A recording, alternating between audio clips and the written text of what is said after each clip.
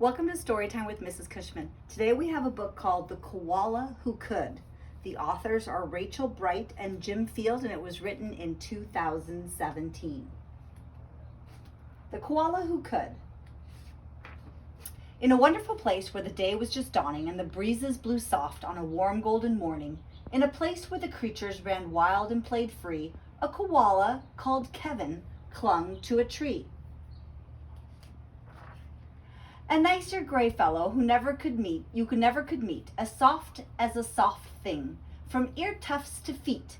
His favorite way to relax in the sun was to cling and to nap and to munch a leaf bun.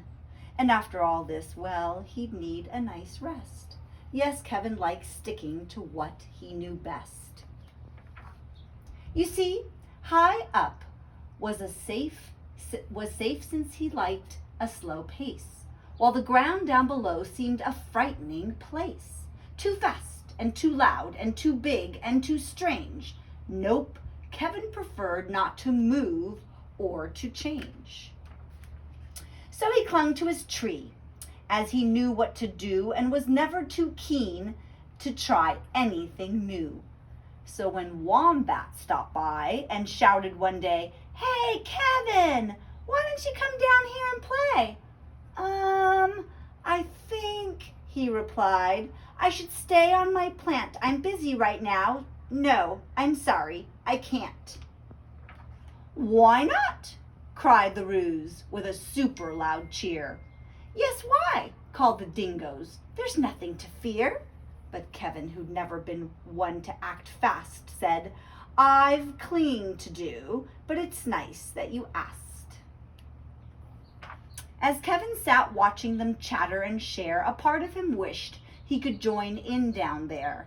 But he knew he'd miss home. It was dark and so late. The whole thing was risky. Adventure could wait. Whatever the invite, he'd always say no.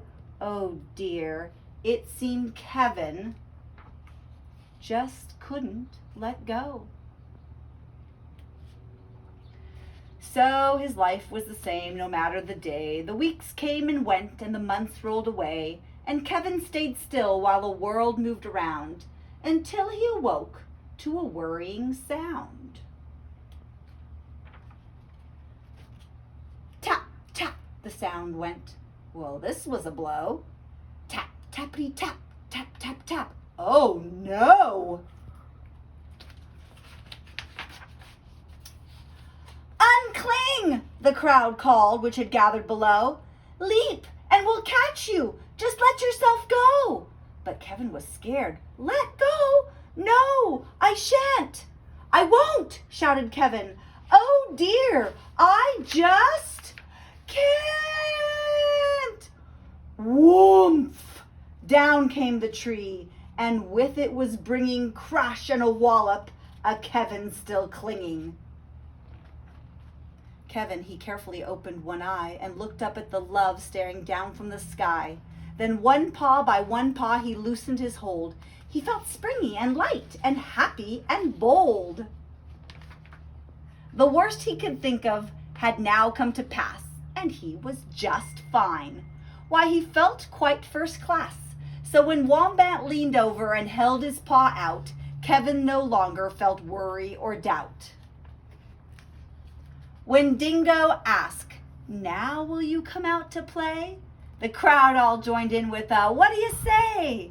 And even though this wasn't part of his plan, Kevin replied, yes, I think I can.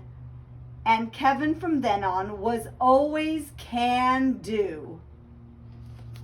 Because life can be great when you try something new.